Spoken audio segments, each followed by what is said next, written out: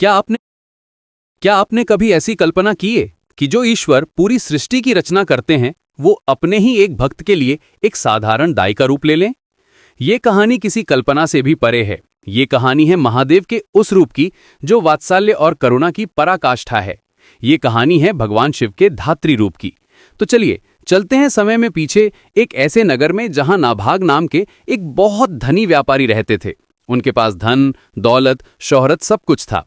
उनकी पत्नी का नाम था रत्नावती, जो गुणों की खान और पतिव्रता स्त्री थीं। दोनों का जीवन खुशियों से भरा हुआ था, लेकिन एक कमी थी जो उन्हें अंदर ही अंदर खाए जा रही थी। उनकी कोई संतान नहीं थी। उन्होंने हर तरह के उपाय किए, बड़े बड़े वैद्यों को दिखाया, लेकिन उनकी गोद सूनी ही रही। नाभाग और रत्नावती दोनों भगवान शिव के बहुत बड़े भक्त थे। उनकी भक्ति में कोई कमी नहीं थी। दिन रात वो बस शिव की आराधना में लगे रहते। उन्होंने ये निश्चय किया कि अब वो सब कुछ छोड़कर सिर्फ महादेव की तपस्या करेंगे। दोनों पति पत्नी अपना राजपाट, धन दौलत सब त्याग कर जंगल की ओर निकल पड़े। वहां उन्होंने कठोर तपस्या शुरू की। न वो दिन देखते न रात, न भूख की चिंता न प्यास की। उनके मन में बस एक ही लगन थी, महादेव को प्रसन्न करना। उनकी इस कठोर तपस्या से तीनों लोग कांप उठे। आखिरकार भक्त की पुकार सुनकर भगवान को आना ही पड़ता है। भोलेनाथ उनकी तपस्या से प्रसन्न हुए और उनके सामने प्रकट हुए। उस दिव्य प्रकाश को देखकर नाभाग और रत्नावती की आंखों में आंसू आ गए। उन्होंने महादेव के चरण पकड़ लिए। शिव ने मुस्कुराते हुए कहा, मांगो, क्या वरदान चाहते हो? दोनों ने एक स्वर में कहा, प्रभु, हमें कुछ नहीं चाहिए, बस एक संतान का सुख दे दीजिए। हम चाहते हैं कि आपके जैसा ही तेजस्वी पुत्र हमारे घर जन्म ले।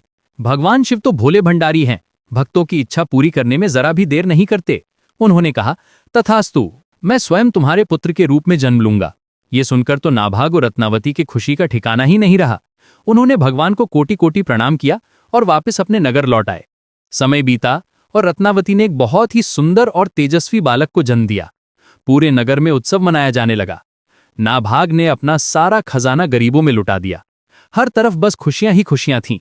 लेकिन इन खुशियों को किसी की नजर लग गई। जब बालक को दूध पिलाने का समय आया तो एक बहुत बड़ी समस्या खड़ी हो गई। रत्नावती के स्तनों में दूध ही नहीं उतर रहा था। ये देखकर दोनों पति पत्नी के पैरों तले जमीन खिसक गई। जिस बच्चे के लिए उन्होंने इतनी कठोर तपस्या की, आज वो भूख से बिलख रहा था और वो कुछ नहीं कर पा रहे थे। रत्नावती रो रोकर बेहाल थीं। वो खुद को कोस रही थीं कि वो कैसी माँ है जो अपने बच्चे का पेट भी नहीं भर सकती। नाभाग ने पूरे राज्य में दाइयों को बुलवाया, लेकिन कोई भी उस बालक को दूध पिलाने में समर्थ नहीं हो पा रही थी। बच्चा लगातार रोए जा रहा था। नाभाग और रत्नावती निराश होकर महादेव को पुकारने लगे, हे प्रभु, ये आपने कैसी लीला रची है? आपने पुत्र तो दिया, लेकिन उसके भोजन का प्रबंध क्यों नहीं किया? अगर इसे कुछ हो गया तो हम जीकर क्या करेंगे? वो दोनों रोते रोते थक कर बैठ गए। तभी उनके महल के दरवाजे पर एक स्त्री ने दस्तक दी। वो एक साधारण सी दिखने वाली दाई थी, लेकिन उसके चेहरे पर एक अद्भुत तेज था। उसने आकर कहा, मैंने सुना है कि आपके पुत्र के लिए एक दाई की जरूरत है। मैं इस बच्चे को दूध पिला सकती हूं। उस मुश्किल घड़ी में उस स्त्री का आना किसी चमत्कार से कम नहीं था। रत्नावती ने तुरंत अपना बालक उसकी गोद में दे दिया।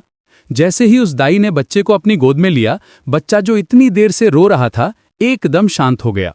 दाई ने उसे दूध पिलाना शुरू किया और बच्चे के चेहरे पर एक संतुष्टि का भाव आ गया। ये देखकर नाभाग और रत्नावती की जान में जान आई। उन्होंने उस दाई को बहुत सारा धन और आभूषण देने की पेशकश की, लेकिन उसने कुछ भी लेने से इनकार कर दिया। वो बस मुस्कुराई और बोली, ये मेरा धर्म है। वो रोज आना आती, बच्चे को दूध पिलाती और चली जाती। धीरे धीरे बच्चा हष्ट पुष्ट होने लगा। एक दिन रत्नावती के मन में एक सवाल आया। उन्होंने उस दाई से पूछा, देवी, आप कौन हैं? आप कहां से आती हैं? आपके चेहरे पर इतना तेज है कि नजरें नहीं टिकती। आप कोई साधारण स्त्री नहीं लगती। ये सुनकर वो दाई मुस्कुराई और अगले ही पल उस दाई के स्थान पर स्वयं भगवान शिव अपने दिव्य रूप में खड़े थे। उनके सिर पर जटा, गले में सर्प और हाथ में त्रिशूल था। ये अद्भुत दृश्य देखकर नाभाग और रत्नावती हैरान रह गए। वो दोनों उनके चरणों में गिर पड़े। उनकी आंखों से अविरल अश्रुधारा बह रही थी।